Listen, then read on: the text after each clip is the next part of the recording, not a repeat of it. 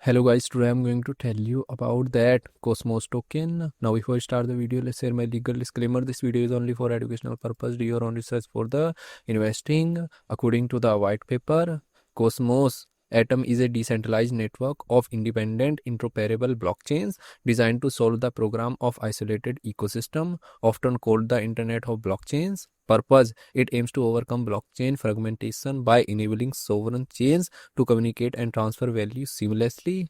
Technology: its core stack includes the Tendermint consensus engine, the modular Cosmos SDK for building chains, and the inter-blockchain communication IBC protocol. Ecosystem: the Cosmos Hub acts as the central coordinating blockchain, with the Atom token used for staking, governance, and transaction fees. Cosmos project institution rating is 4.7, and this project audited by Ceritic. Cosmos token total supply is 504.78 million, and circulating supply is also 504.78 million Cosmos token. Cosmos token is listed on popular centralized exchanges like Binance, Coinbase, OKX, Bybit, and other centralized exchanges.